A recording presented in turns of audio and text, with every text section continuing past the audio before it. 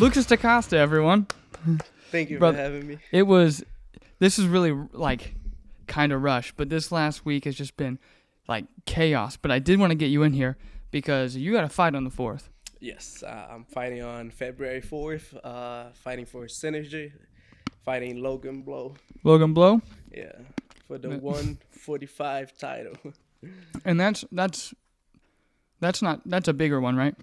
That's the class up? Yeah, that's featherweight. I usually fight at bantamweight, but as far as I know, nobody wanted to fight at 135. So I told Trey. Boom, shout out. No one wanted to fight me. I mean, it's not, I don't know if it's nobody wanted to fight me, but as far as I know, we couldn't get a fight at 135. So I told Trey, if you can't fight anything at 135, fight me something at 145. Right. I actually told him that middle of last year because I fought in Springfield. I think that was May. And then I didn't have any fights booked. We're trying to get fights. Trey's always trying to get us fights. And we couldn't find anyone. And then I told him, I was like, hey, if nobody wants to fight at 135, I want to stay busy, see if you can find me something at 45, even if it's short notice. Right.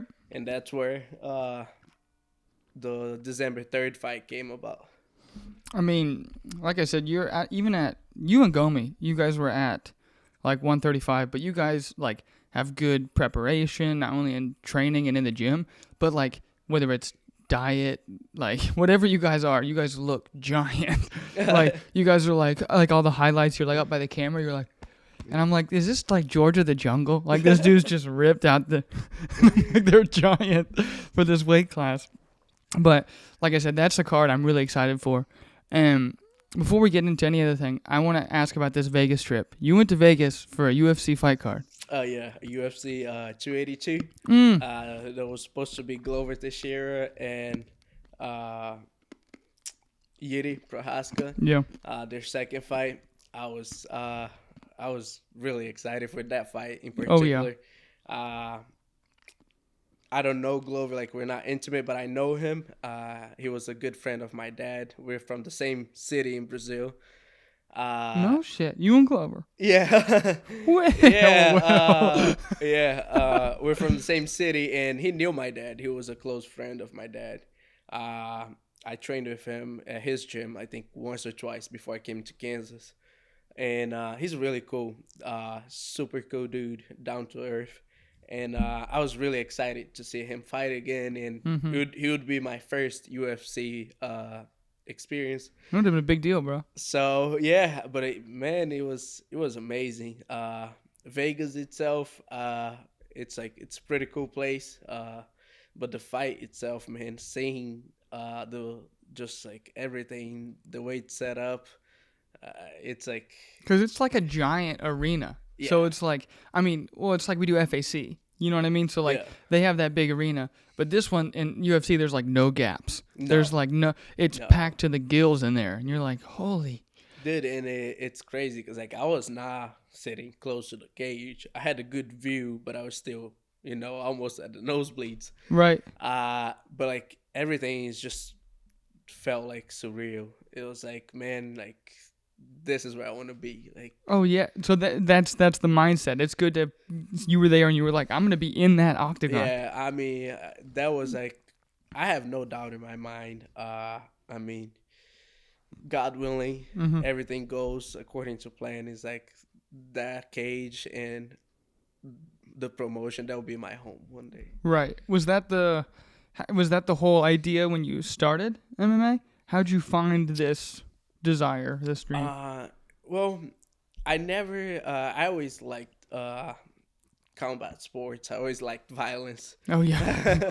What? I always liked that. So when I came to the United States, my mom, she's Christian. She used to go to a church, and I met two guys there. They're younger, and then they were doing jiu-jitsu at the time. And they asked me if I wanted to start training with them. And I was like, I mean, why not? I mean, sounds fun. You're like, yeah, these Christian boys? Yeah, I was like, yeah, I mean, sounds fun. And then I was like, okay, cool. And then I met my first jiu-jitsu instructor, Marcio, and this dude, amazing guy, was teaching jiu-jitsu for free. For free. For free. He was just like jujitsu in here and like letting people in. So he was from Rio de Janeiro. He trained, I think, under Carson Gracie. Mm. And then he came to the States to work, get a better life, and then he just missed it. And he didn't want to open a school, and like he didn't want to have to deal with all of that. So it was just something giving back to the community. Right. So he found this. It was like a Christian high school. They had like a big gym. And then he just went to the principal. I was like, hey, would you let me teach jiu-jitsu at night? It's completely free. I'm just doing this. Right. Whoever wants to join, it's welcome. So cool. And then he started just like training people. And then these two kids went there. Their mom knew my mom. And then they were like, nah, it's safe. Like they always go there. They have a good time. It's something cool for them to do during the week. Right. And then I started going, and I was like, man, I love this. Like, it was immediate. It's the latch in. Yeah, it was like, man, it was Monday, Wednesday, and Friday. And I kid you not, my whole week was planned around being at jiu-jitsu Monday, Wednesday, and Friday. Exactly. I was like, I'm addicted. Right. I love this. And then, and then from there, I actually met another kid that did kickboxing. Okay. With Benny Little. He had a gym in Connecticut, in Denver, Connecticut. That's where Glover lives. And this coach, Benny Little, knew Glover too when Glover was first in America. Like, I know Glover. But I didn't know that he knew him. So then got you. I went to his gym, and then started getting into kickboxing. And then I was like, this is fun too, kicking people and punching people in the face. I love this. Like, this is amazing. And then he was like, dude, like, you good? You're too aggressive. You need to calm down a little bit. You're too aggressive. Yeah, he was like, it's good, but the thing is, you need to put some technique into you. And then fast forward, I think like that was 2012, 2014. He was like, hey, we're going to have some kickboxing fights, some smoker fights. Oh. Do you want to fight? I was like, hell yeah. Like, of course I want to fight. Yeah. And I was like, no idea what to expect. Right. Like, I had never fought before. You're like, you just told me that I was too aggressive, and now you want me to fight? Yeah. He was like, yeah, I mean, it's just going to be a fight. And then that's when I had my first actual fist fight, kickboxing fight. And it was just like this weird place. It's just like smoker fights. It was just like a barn kind of thing, and they had a ring. In a barn. You're not the first person to tell me that they fought in a barn before. It's not a barn, but it was like just like open space. In this building, and it was like they had a ring in the middle of it, and then they had a bunch of fights, and that was my first kickboxing fight. I won, and of course you did. After that, I was like, okay, I love this. Like, I want more. And then, I was like, okay. And then he was like, okay, now we're gonna train more, because then if you want to get into this, you gotta have like a good technique. Because my first fight, consistency, yeah. I still watch it. Like, I watched it a couple of days ago, and I was like, oh my god. No, you still watch the old one? Yeah, I was from like, 2012. Yeah, 2014. 2014. Yeah. Well, I guess that's good for you now, because you can be like, I'm nowhere near that guy. No, yeah. I looked back and I was like, oh my god, I didn't know what I was doing. I was just all over the place. And not that I'm like super good now, but like looking back and looking where I am now, it's like, okay, I improved. I like. Yeah, well, it's always that like that constant chase, like for you. Like, you're always chasing the better version of you. Oh, yeah. So, like, that's a good example where you, like, watch the old one. You're like, holy shit, I'm not even close. And then it's like, good. Yeah, and then the same coach, Benny Little, I had another fight in 2016, but that was boxing. And then I was like, okay. I had a little bit more time to prepare, because it was like, it was a better event. It was for USA Boxing. Oh, wow. So, wow. Yeah, and then I was like, okay, all right, this is cool. And then middle of the fight, kind of try to guillotine the kid. You forgot it was boxing. It's not that I tried it, and it's not that I forgot, but like he went with his head like right on my hip, And like you go, trying to "Don't." avoid punches. Yeah, you were like, And I kind of like I didn't know if he was gonna come up with an uppercut, so I was like, I'm gonna hold you here. I was like, and then Right. the ref was like, hey, you can't Don't do grab chokes that. here. I was like, okay. And the funny thing is, I didn't know you can't do Superman punches in boxing. oh yeah, I guess you can't. You can't because No, I've only seen it in the octagon. you can't. I think you can't have both of your feet in the air at the same time. I'm not sure if that's the rule. Oh, okay. But I just know that I did a Superman punch, and the ref was like, hey, you can't do that. I was like, I don't know. Nobody told me I couldn't. He's like, what is this kid doing? He's Superman punching? He's choking? He Yeah, goes, this I is was like- boxing. Yeah, but yeah, I mean, it was a good experience too. I won that boxing fight, but it was like looking back at it, and I was like, man, I didn't know what I was doing either. It was like, Well, it's also that transition too, because I've heard people who are like, yeah, no, I've done, once you learn how to, do kicks and incorporate, jujitsu into the mixed martial arts aspect of the whole thing, if they've tried to do a different thing like boxing, they feel crippled. yeah, They're like, well, now the arsenal's like gone. I just have these, which is fine. I'm still deadly with them, but it's like I'm missing the other point, like the other portion of the game that's really important to me, you know? And then after that, it was pretty much that was my last fight with that gym, with that coach. And then I stopped. I had some family issues. My dad and my mom split apart. And then I went to live by myself. And then I had to work, pay rent. And, Yeah.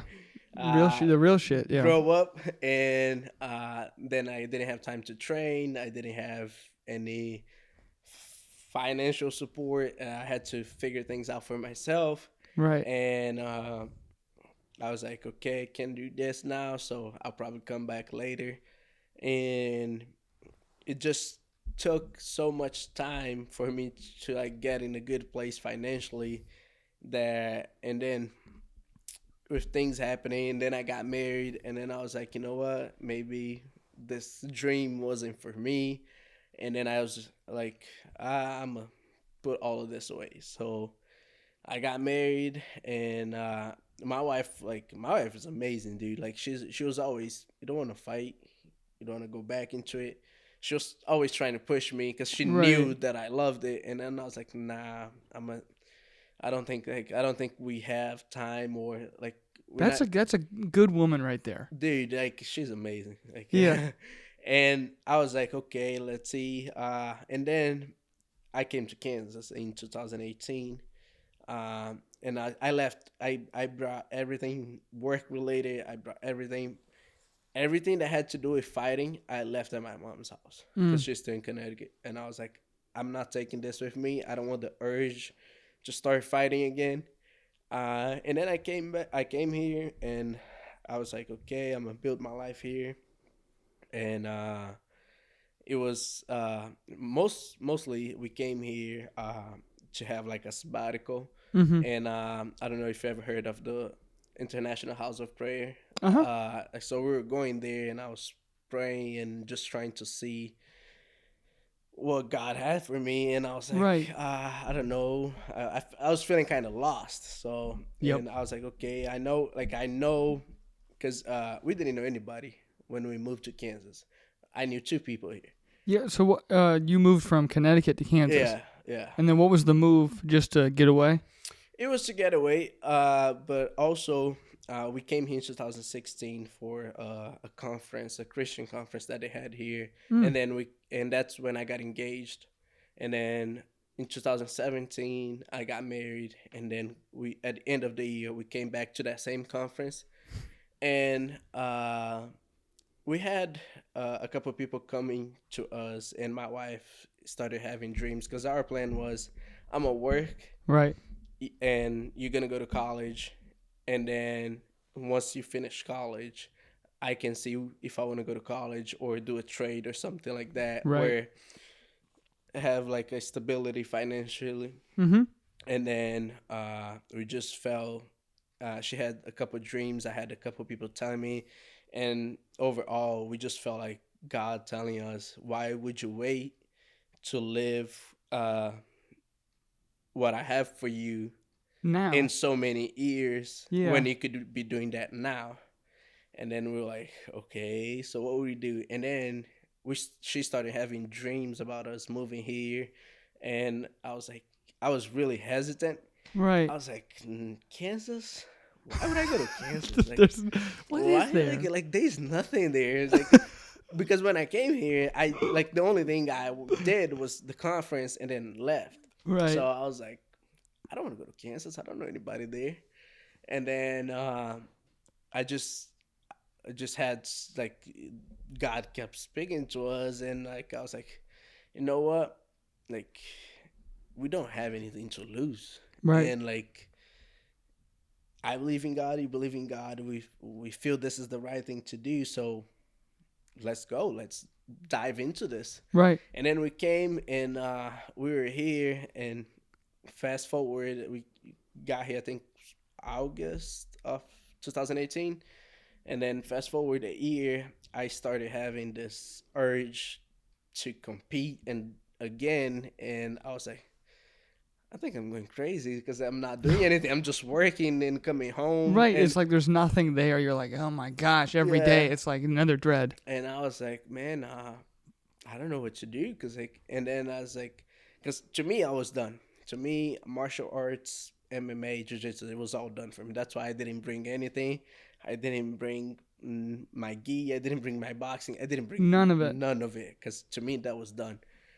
And then I was like, okay, so I started having that urge to compete, and then I was like, okay, and then I started looking at gyms around here, and I was like, okay, I'm gonna talk to my wife and see what she thinks about this. And then I talked to her, and she was like, yeah, that's great, like you should do it. She's like immediately. Yeah, I was like, but then I was like, we sat down. We actually had like a good talk about this before I even went to any gyms. Mm-hmm. Like 2 or 3 times, I was like, do you know like what this means? Like if I start training again, because I'm not gonna just train. I'm gonna compete. Like, right. If I'm going back, I'm gonna go back and try to be the best that I can be. I'm not just gonna be happy with just training and just that's not me. Like right. If I'm training, I have to compete. Like it's all the way. It's zero, all or nothing. Yeah, it's all or nothing. And I was like, because like we have heard the stories of pretty much every UFC fighter, every fighter in general, like the struggles financially and the sacrifices that you have to do. Like the things you have to miss. Right. Just because you have to train, you have to be on a diet, and if you really take this serious, you gotta have priorities. Yeah, it's a whole commitment, and it's like I was talking to a couple guys, and they're like, "Yeah, no, I can't go out to dinner with you." They're like, "Why?" You're like, "It's not part of my diet," and they're like, "What?" You're like, "Yeah, this is what it is required. This is what it takes, literally." Like, unless you're in it or around it, most people don't understand. They're like, "Oh, can't you just miss one practice?" I'm like, no, I can't. That's the thing. I can't. It was like, that one practice, Trey, my coach, might show a move that's gonna win me a fight, and one last practice, it's 5 last live rounds, and like. Yeah, it just adds up over time. Yeah, it's like it's the compound interest of you doing the same thing every day, like, and that's how you get better. And I was like, no, I can't. And we talked, and she was like, if that's what you want to do, and that's your passion, and you love it, I know you do. Go after it. I'm with you 100% of it. I was like, That's okay. I was like, I'm 100% in. And then, like, pretty much the next few days, I was like looking for gyms. Right. And I didn't know about Glory because I think I was living in Kansas already. No, I was still living in Missouri, but I was looking for gyms around me, and the only 2 gyms that was popping up was a gym in Olathe, I think, and Shootbox. Okay. Yeah. Excuse me. And then I went to Shootbox. I met some people there and started training there. Then the pandemic came and they closed. Mm. And then I asked the coach, I was like, hey, where should I go? Like, I don't want to stop training or anything. Yeah. And then he was like, hey, the only other gym that I know of that's going to give you some good training is Glory at the time. Yeah. And I was like, okay. I was like, that's where I'm going to go. And then Trey was opening the gym the week that they closed. So, okay. So you got there because you were always the staple of that gym.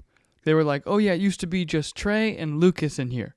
And I was like, was it literally just you two in there? No. It was, okay. so like... I was there. I actually went to the gym. I didn't know Trey was opening the gym. So when I went there was nothing there.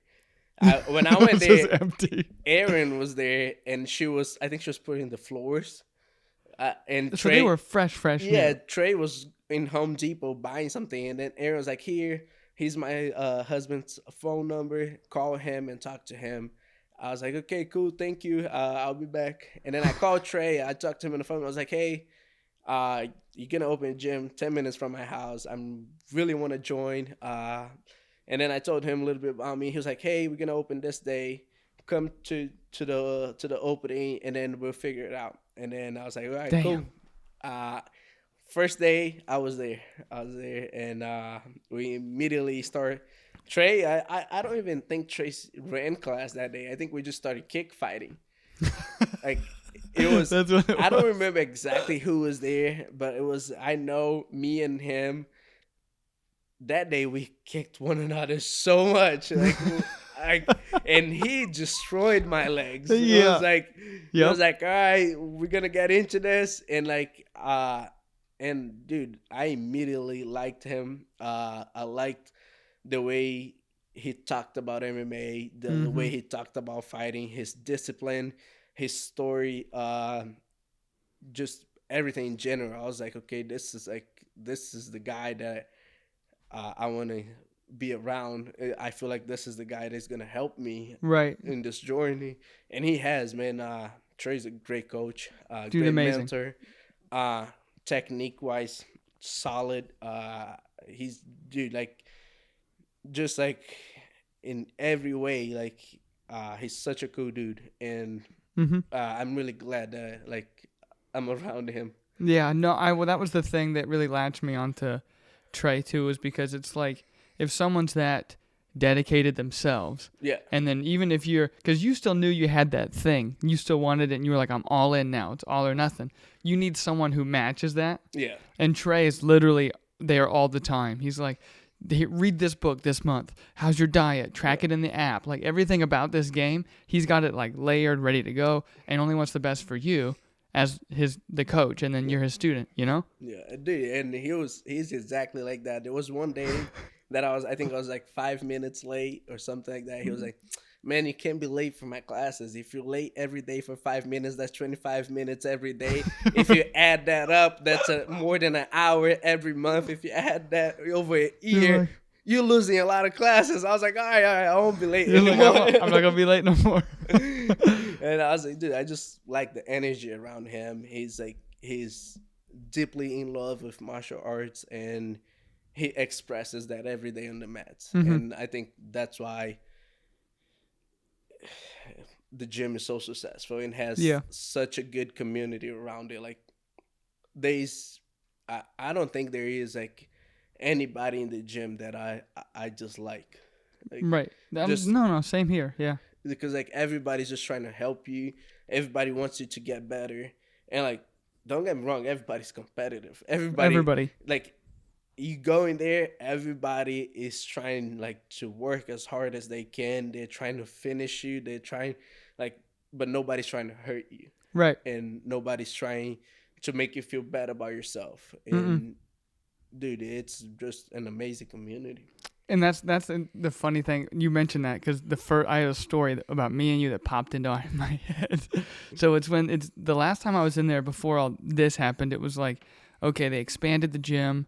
and it was like a 4th or a 5th round, like one of the end ones. And we had just had a tough class, and then a tough class like sparring, and it was big gloves. And it was me and you. And we're like, let's do it, like right now. I'm like, let's do this. And then we had like a good 5 minutes of just back and forth. 1, 2, 3. Oh, slip that, do this. And it was just like 5 minutes was gone, and we were just like, yeah. You know what I mean? It's like you feel that's like where we live. That's where we live now. You know this. It's amazing. Like every day at the gym is like I can be feeling down, sad, or upset when you get to the gym, and then you get your life rounds, and after you're like, okay, like everything's better. It's just like like a good place to be. Well, I like to think it taught me.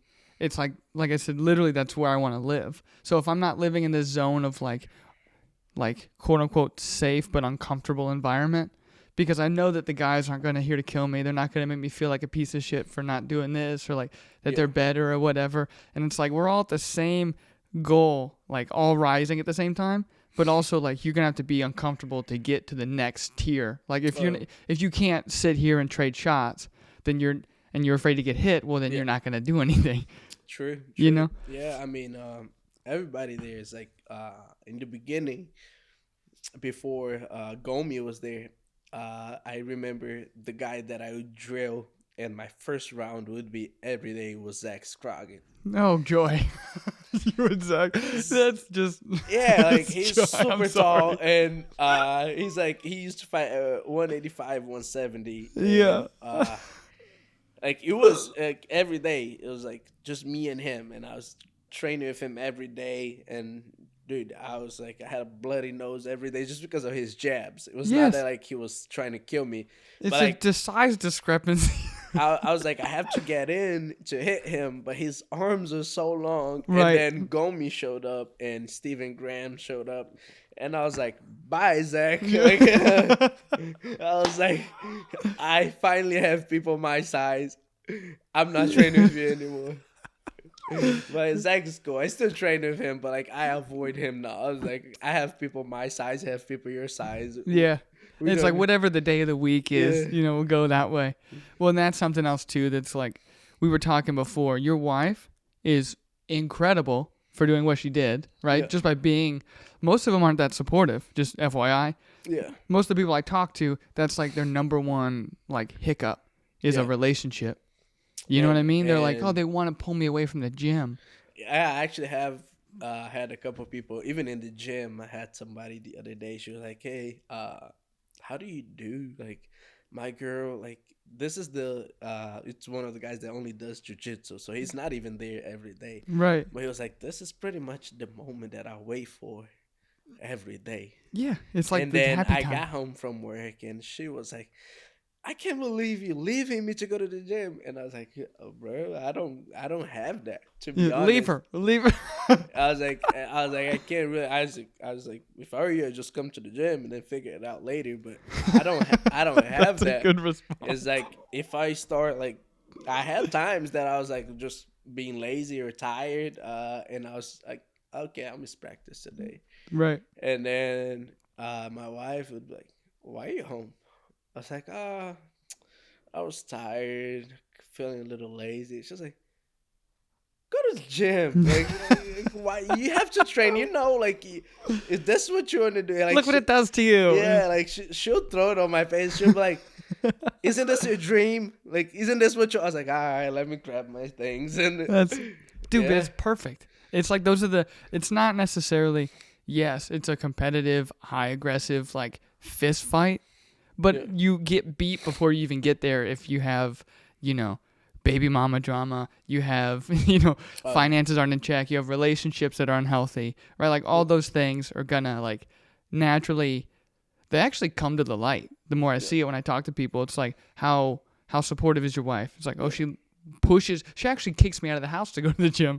She really does. Yeah, I mean, I think that's very important. Like, and the fact that you're getting asked that, it means that it's a big one. Like at the gym, it's like most people don't get that. So she's awesome. Yeah, she's like, she'll just like, she doesn't mind because she knows like, because I think like the talks that we had about me going back was Yeah. really important because like we sat down and I explained to her. I was like, I have to train a lot, and like before I couldn't train in the mornings because I was working a lot, Mm-hmm. and I do construction, so Right. I was working during the day and training at night, and then now that I'm getting a little more of a breathing room, I can train in the mornings and Yeah. nights. So I told her, and then she understood that like I might be gone for 4 or 5 hours of the day. I'll Right. be at the gym, and dude, she never like. I don't think she ever asked me like, "Don't go to train today and be here with me." I don't think that ever Ever. happened. I don't think so. Like, Holy cow! I don't. I'm over here in awe. Like, she's incredible. Yeah, like I can't remember like she being like, no, don't leave me today. Like, don't go to practice. Stay here Right. with me. Like, let's go out. Like, yeah, especially like when I have fights. Like, she's on to me. She's like, you shouldn't be eating that. I was like, She's like, really? Yeah, she was like, ow, she even God. like she was like, what's your weight? Like, how's your weight cuts going? Like, how was practice? How do you feel? Like, she asked me this all the time. Like, she's like, what did Trey say that like that you need to get better on? Mm. And she's like always on top of me. So it's just amazing. It also tells me that just like you, because it's something that you were always the stable person who had like the desire locked in. You know, like you were always there ready. Like, this is it. It's like I said, it's not like, you know, half pregnant on the idea. It's like, no, we're all the way there. We're Yeah. gonna be in the octagon. We're gonna be at the UFC arena. Yeah. It's like already in there, and that means she's just as strong as you are in her mentality to do so. Because then she's not doing. She's confident in herself and knows what has to happen to get you to your dream, not take it away from you. Oh yeah, for sure. Yeah, she's like even there, like she's looking, and like we're watching the fights in Vegas, and she was like, "This is gonna be awesome when you're in there." And I was like, dude, "Yeah, dude. I was like, yes, it is. Yes, it is. It's gonna be." You're gonna be closer though. Yeah, we're You're gonna be closer. Yeah, you're gonna be sitting cage side. You're gonna be up here though. Yeah. Well, and that's in the UFC. Even if I've never been to one, but a desire this year is to go to one. Not necessarily if it's like close or whatever, but to go to one. Because even hearing it, you know, it's different. You know what I mean? It's like that's the real deal. And that's the same thing with Trey. The fact that you and Trey were just kicking each other, and you were like, my legs hurt. I'm like, mine would be broke. Like they'd be broken. It was really fun. Like the whole journey of getting to know Trey. Like he's a really interesting guy. Yeah, well, yeah. We're both laughing because we know exactly what that means. But he's like I said, I just don't think there's anyone better to like create people who want a dream like that. Because even if you, how do I put it? Like you had, because I didn't know how to do anything. So like when I came in there, I never been in a fight, never done this, never done that. And then to just be there 5 days a week for a couple hours for like a year straight was like a night and day. It was like completely different. And like he's a great teacher, even like for new people, advanced high level athletes. Like, he knows and he's straightforward. One thing that I like. Yeah. He's like, hey, he's lacking off. You need to pick this up. Right. Because like one of my biggest problem was since I started doing jiu-jitsu, one of my biggest things was like especially when Gomi came in, because Gomi was a wrestler. Yeah. Gomi would take me down, and I wouldn't not even try to stop takedown. I would just go to my back. I was like, right. This is like I'm comfortable going on my back. And then Trey was like, hey, can we go into our back? Yeah. Like, this is a bad spot for MMA because you're going to get punched in your face. Yeah. And then, like, probably, like, a whole year, like, of just working on that. It was just like, hey, can we go on your back? Like, you got to do this, you got to do that. Hey, this is how you get up. And, like, he's right there, too, like, saying it right to you. Like, and you're like during live rounds, like, he'll be watching and he's like, hey, get up. Like, don't be content on just staying on bottom. Like, figure it out. Like, you have to get out. Yeah. Get out of there. And like he's like, you know what you do. Like, you've been over this. Like, just get. And then like he's awesome, man. Because he's like, he's dedicated into teaching and making you better. Mm-hmm. So it's like it's good to know that you have someone that wants to see you do better. Right. Well, something else that doesn't happen at other gyms is even if so, like that's still something I have to work on too. Is like, I know that especially with Gomi or any of you guys would just topple me, and I'm like, fine. Then I just know I'm gonna be on my back. He's like, you're already checked out up top. You already said you're gonna do it anyways, regardless if it happened. But like just a simple thing is I've seen Graham have like new guys and like high level guys mostly, but he can hit you in the face. But he's hitting the mat next to your face hard to demonstrate that, like, it, for whatever reason, it's like the thing that says, I need to get up. Yeah. Because you're hearing the sound right by your ears, and it's like, that's my face. That's you know? Yeah, I mean, those, especially when we do shoot boxing rounds and then we do grappling strikes, and, like, that's, like, where you see, like, okay, this is a bad spot to be, and, like, it's an eye opener. It's like, right. Well, you also don't have to. It just shows that you don't have to be beaten like to death to get that lesson. You can still hear the sound of the punches next to your head and realize you're not gonna be able to like get up, you know. And so it's just the way that he's teaching. But there's something else I want to get back to, because I followed you from Connecticut to Kansas, and then you said you were from where Glover's from. Yeah, I'm from Brazil. I was born in Brazil, in Minas Gerais. That's southeast of Brazil. And my dad, when I was 2 years old, he came to the States to work. And then he went back to Brazil in 2006 to live. He came back, and then my mom had come too. They both came, stayed a little bit, and then went back. And then they came back to the States again, and then went back. And all this time I stayed with my grandfather. And then... So you stayed down there? Okay. Yeah. And then it was 2010. My dad had gone to Brazil. My grandfather had died, his dad. And my dad went to Brazil, and then he was like, okay, I don't really want to live here. I'm going to go back to the States again. And then my mom was like, I think we should take everyone this time. Like, let's just go all together as a family, and then we'll make a life there. And then my dad was like, yeah, cool. And then everybody came, and I literally love this place. No offense to Brazil, but like Rio, that's where, oh my goodness. I can't think of him. The 145-pound. Jose Aldo?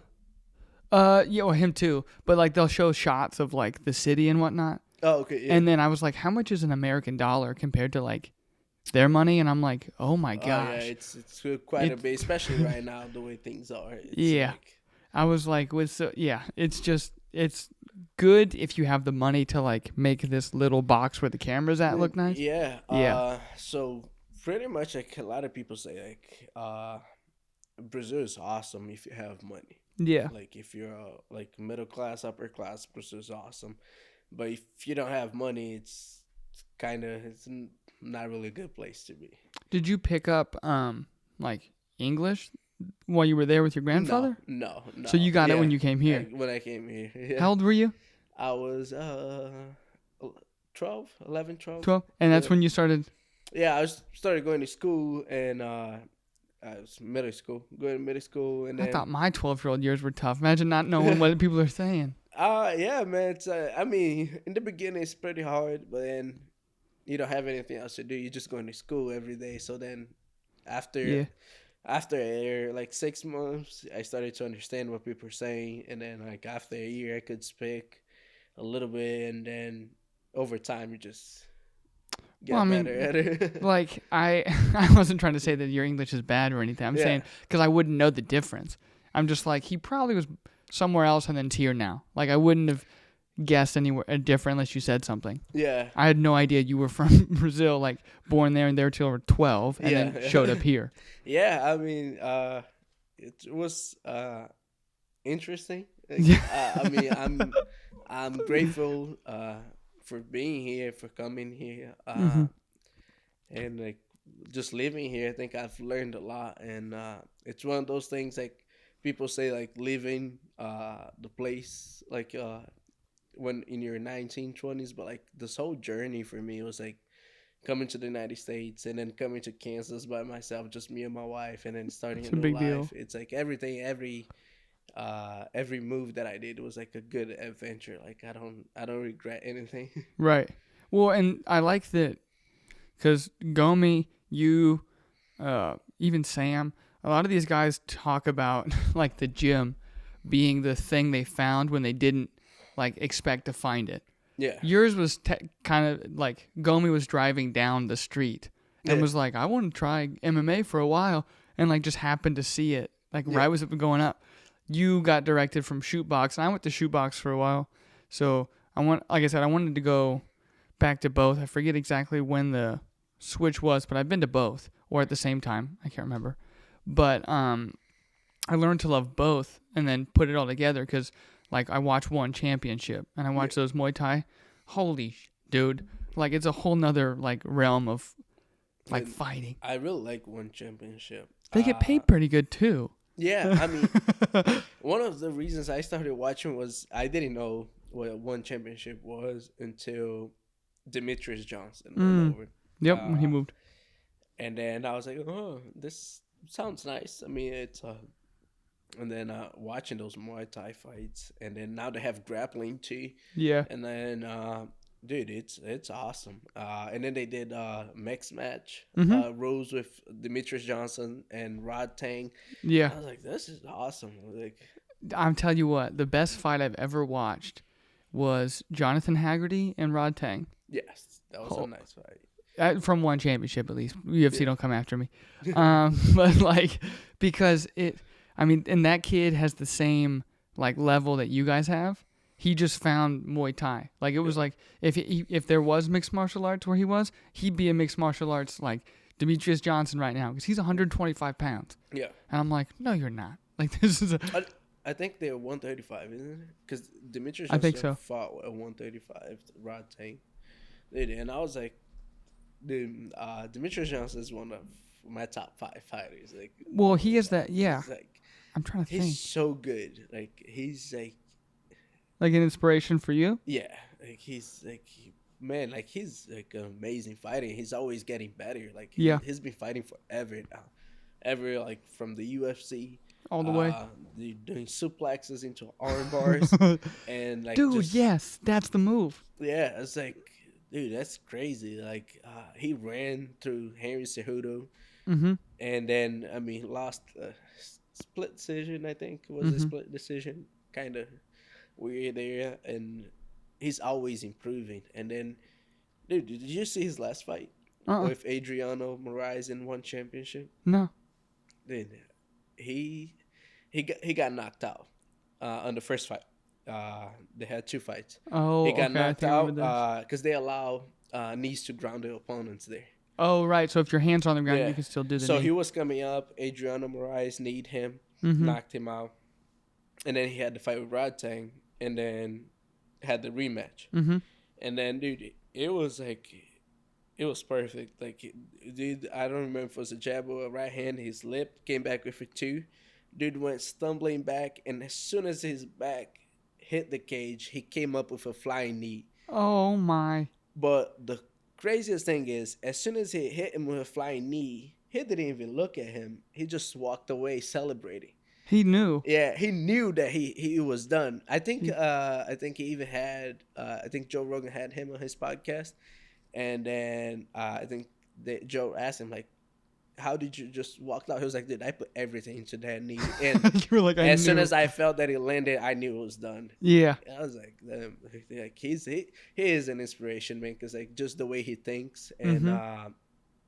I mean, people be saying that he's the GOAT of MMA, and Mhm. he's be like, and the way he approaches it is like, okay, if I'm gonna be the GOAT of MMA, that means if I do Muay Thai, I have to be able to hang with the best of Muay Thai. Right. If I put the Jiu-Jitsu gi on, I have to be able to do well against the best too. Right. I have to back this up. Yeah, so like he said, anything that I do, I want to be good. If I'm doing boxing, I want to be a good boxer. So like his mentality it was like I looked at it as an inspiration of being good everywhere. Right. And then also, like you said, dedicated to the word that you say you're going to do. Yeah. So, like, there's also nothing more final than a flying knee to the face. Oh, yeah. Like, there's not, fighting is the thing where it's like, you talk shit, you want to fight, cool, sign the contract, and then do it. You know what I mean? It's final. Yeah. Like, and there's nothing you can do after that. I mean, you could try again, but then now it's just even more exemplified because I did it twice, you know? And I was getting at this thing of like destiny and like God, because you guys have a lot. You said you prayed about it, International House of Prayer. Yeah. There's like this, like God's in this thing, like destiny's involved with like you guys on a scale that I see on like every time I pull one thing, I'm like, every time I say coincidence, I'm like, it's not a coincidence. It's like destiny at this point, you know? Yeah, I mean, dude, I'm a firm believer that like God has a plan for you, and what? yeah. But I believe that like it depends on you too. Like it's like, okay, like it doesn't matter like if God would come down like, hey, you're gonna be in the UFC one day, and then I just chilling, be like, okay, I'm gonna be in the UFC one day. Like, I gotta put the work in. So if it's in God's will that I'll be in the UFC one day, and I truly believe it is, I gotta do my part, you know. And if it doesn't happen, all right, at least I know I did it. I did everything that I could do on my part. I was ready. I trained as hard as I could. Right. I did my diet. I learned as much as I could, and I took every opportunity that presented itself. Right. And you know, I won't have regrets. Right. Like that's one of my biggest things. Like I won't have regrets of not being ready. Like that was one of this last fight that I had December 3rd. It was like Friday, right after Thanksgiving. Trey texted me. It was like, hey, we have a fight, Lincoln, Nebraska, for next week. Right after Thanksgiving. Right after Thanksgiving. I ate a ton. And like I was like, okay, dude. I was like, I had like my February 4th fight was already scheduled. That one's already scheduled. This was just one that was on the way. Yeah, like that one was scheduled. Like so in my mind, from November, I wasn't fighting again until February. Right. And I was chilling. I was like, okay, I'm gonna start training and get ready for my fight in February. And then out of nowhere, Trey texted me on Friday. I was like, hey, we have a fight next Saturday. Somebody's opponent pulled out. It's a 145. And I thought about it, and I was like, because Trey was really cool about it. He was like, hey, if you don't want to take the fight, don't feel pressure until taking the fight. Right. It's just a fight that showed up, and you said that you wanted to fight. So if you want it, we can take it. I like the matchup. I think it's a good fight. And I was like, I thought about it, and I was like, there's no reason for me not to take this fight. And then I was like, you know what? Let's do it. Like I just talked to my wife. I was like, hey, they have a fight, and I was like, at short notice, it's at 145. She was like, take it. There's no reason for you not to take it. You've been training. And then I was like, all right, cool. Like I just wanted to know like if we had anything to do that weekend. And then I was like, you know what? Let's do it. And I kid you not, I think this was the most nervous I ever been for a fight. This one? Yeah. Cause that shiny belt over there? Yeah. Because I was, it's not that I felt unprepared, because I was training pretty hard at the time. Even before and during Thanksgiving week, I was training a lot. Me and Gomi, like we were training in the mornings.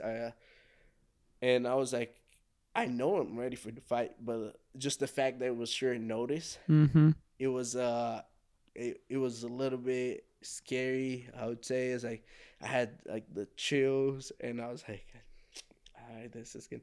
And then on top of that, as soon as I posted, because then they made a post about it, I posted, and then my mom, she lives in Connecticut. Okay. She was going to Florida. She had a weekend off or something, and then she was like, "Oh, you're gonna fight?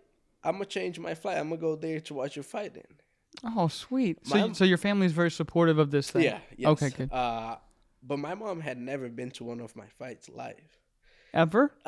The boxing fight and the Okay, kickboxing okay. fight too, but that was When you were like, younger. yeah, I was really younger, and I wasn't taking as serious as I'm Right. taking this. As into your career. This is a career. Yeah. Like, this is the career now. And then she was like, "Oh, I'm gonna change my flight. I'm gonna go there. I'm gonna take your little sister. I have a little sister. She's 8." And then like that just added to the pressure. Yeah. And then She's never seen me before. yeah, I was like, and then Trey couldn't go. He couldn't make the trip, so it was me, Steven, Graham, and Stephen Haston. Okay. We went up there, and then we went for weigh-ins on Friday. Then my mom went in up with my wife the next day, and then when I was in the locker room, like it's like you think about everything in the locker room. You in the back? So, yeah, I was there. Are you back there with the other guys? Yeah, Like, even not the guy you're fighting. Okay. You two are separate, but you have like it's blue corner and red corner. You're all together. And then I was thinking, and then all of a sudden, everything I could think of was, okay, my mom is here. I have a 3-hour drive back home. My teammates are here, and I'm the only fight. Mm-hmm. We all came here just because of me. Right. So if I lose this fight, it's gonna be really, really shitty driving back. All the way back. And that pressure, dude, I got so nervous, and I was like, oh my god, I can't lose. Yeah, right. Like You're this, like, I can't. It's Yeah. like, and then dude, I went out there and like it was all good because I won, but like the like I was so nervous and I had chills, and I was like, but it was also like on my first fight, Trey told me something that like I to this day I still do, and I took this as a lesson. He was like, everything the day of my first fight, he was in the back and he looked at me, he was like, everything that you're feeling right now, take that in, embrace it, let your body feel it, don't try to block it.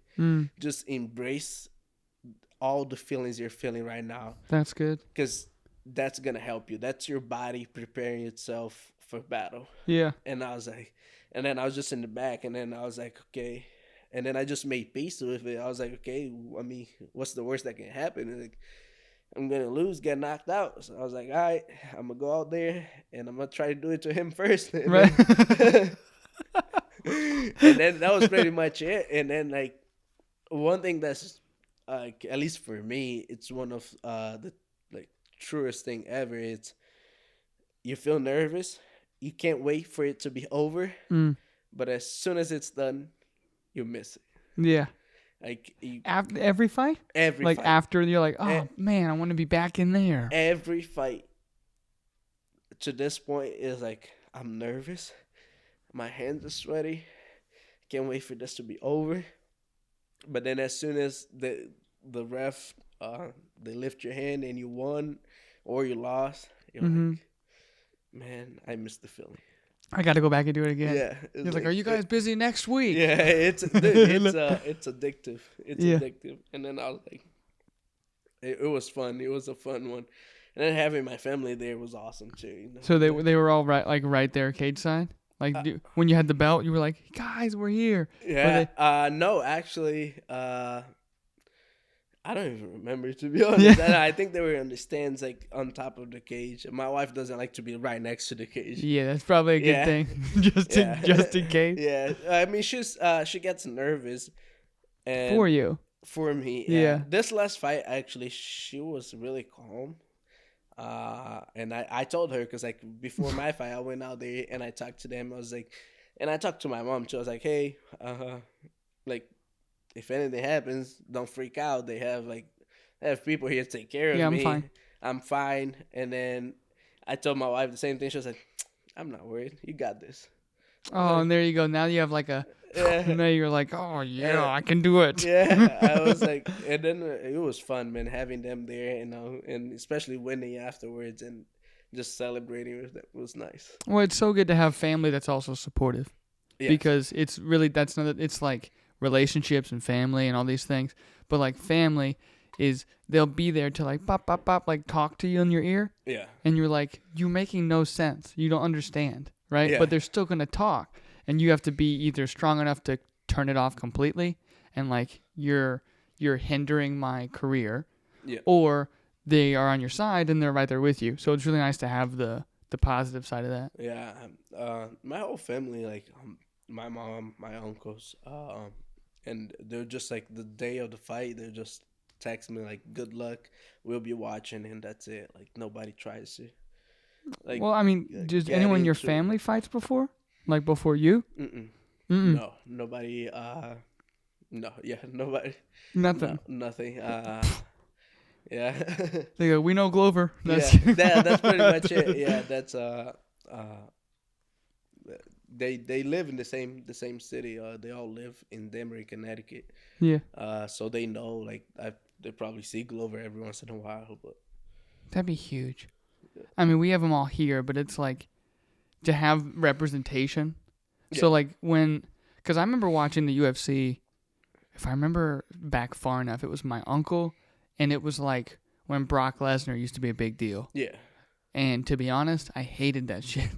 Like I hated the UFC back then because it was a giant dude against a giant dude, Yeah. just heavyweight. And I'm like, yeah, dude, like if you look at that heavyweight bout with Brock Lesnar, and then you look at like Ngannou yeah, and Jones coming up, dude, it's a whole different ball game.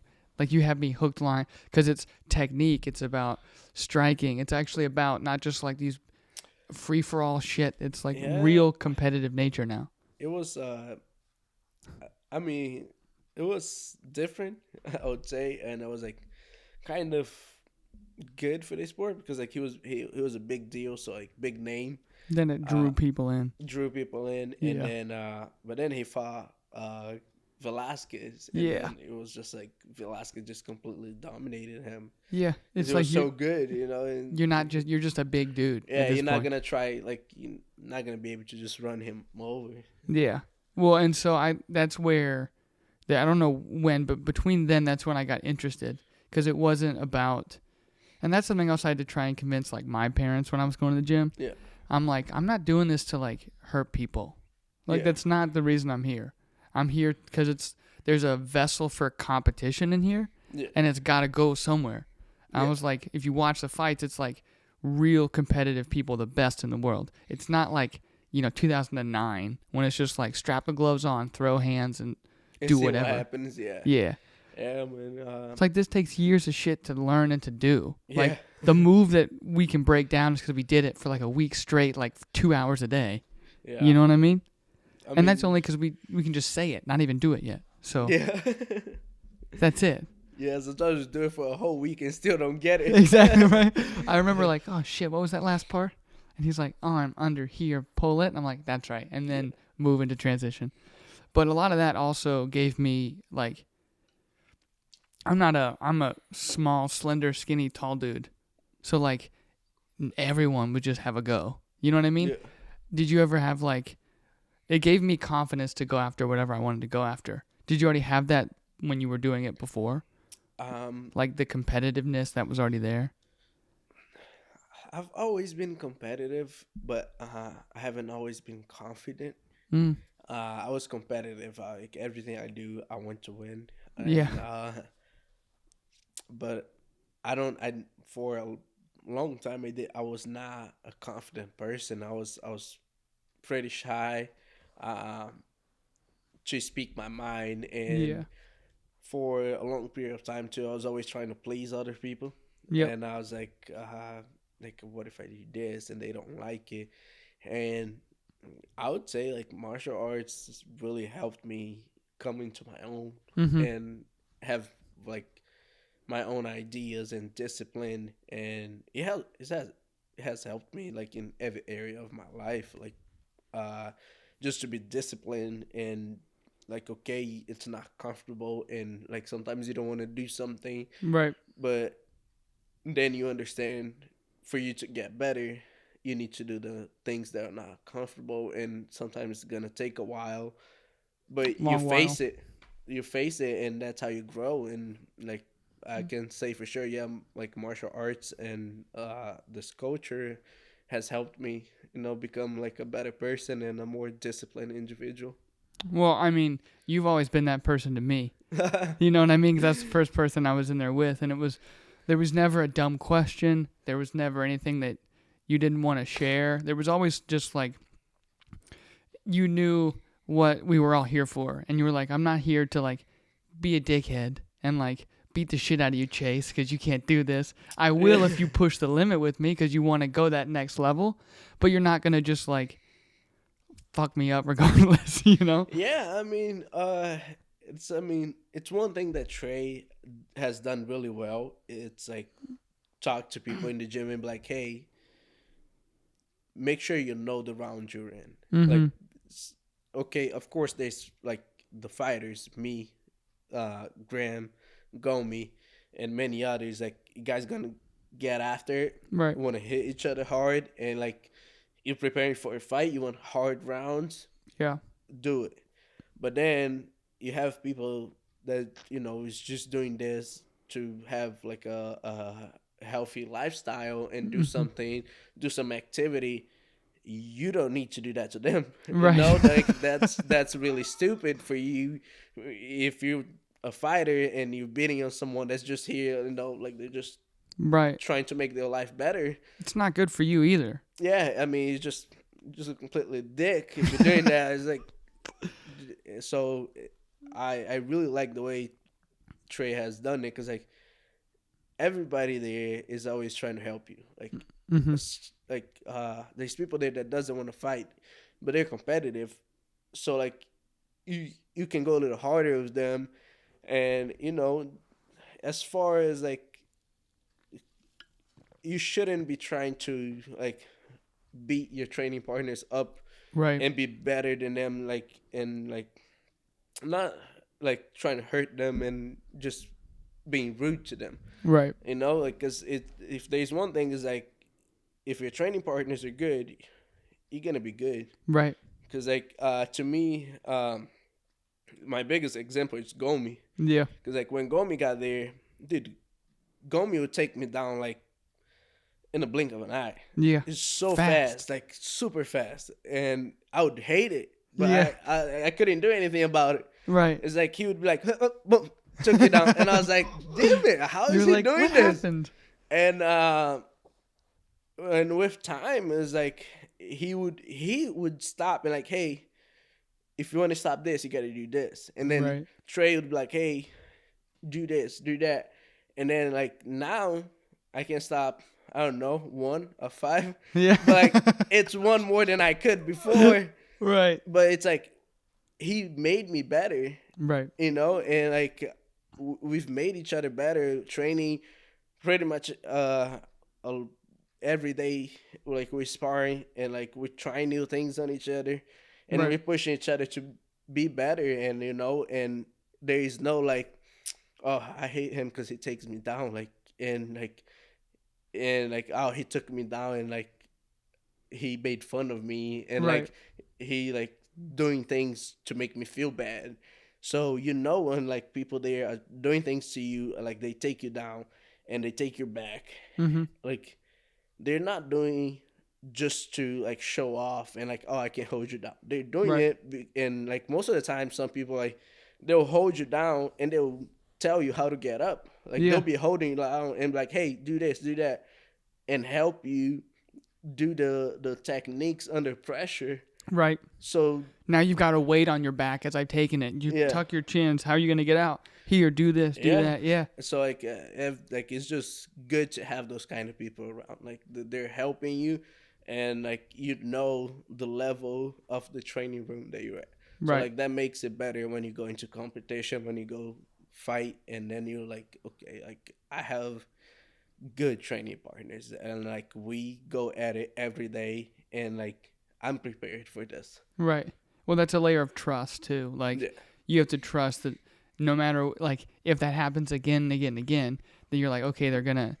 It's not even like it's said. It's just something that I would know. I'm like, listen, we're here to get after it this round, but also that trust is there, so I'm not worried about it. But I'm ready to do what needs to be done.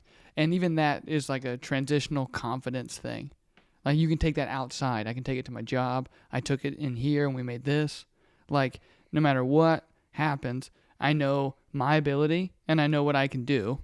So run with it. Trust my instincts. Trust in me, you know? For sure. Yeah. And that's something that Trey, you, Gomi, Steven, every one of those dudes have done for me. Like I said, I'm really, really trying to work it back in there. But it's just, we'll be back, I promise. It's like something's missing. Something's missing. You know what I mean? Like, it's like, yeah, we have this stuff and we do all this thing. But it's like, something's missing. And it's like, it's been there so long. So it's just, yeah, there's no other place to cultivate that.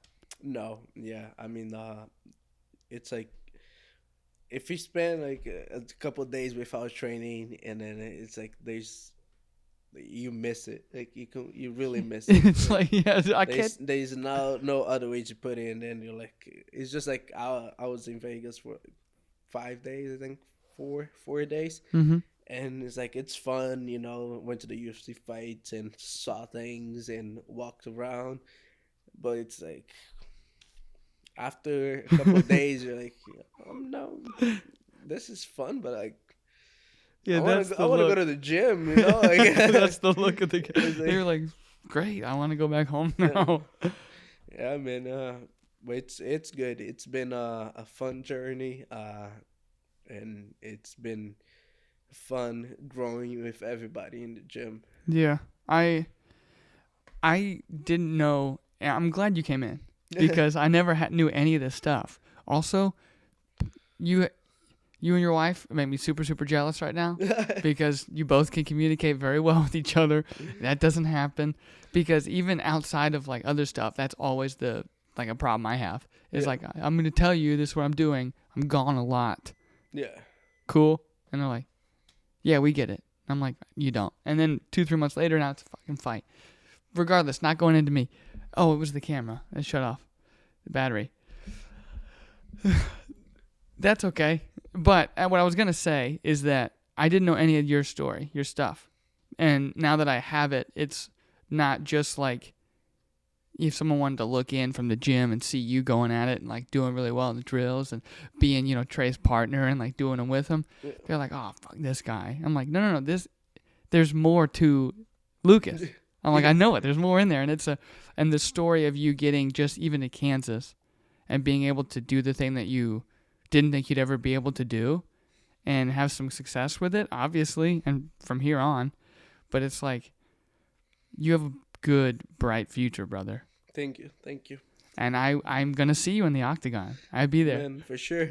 And maybe with binoculars because I won't be able to afford the front row seats. I'm like, that's Lucas. I remember Lucas.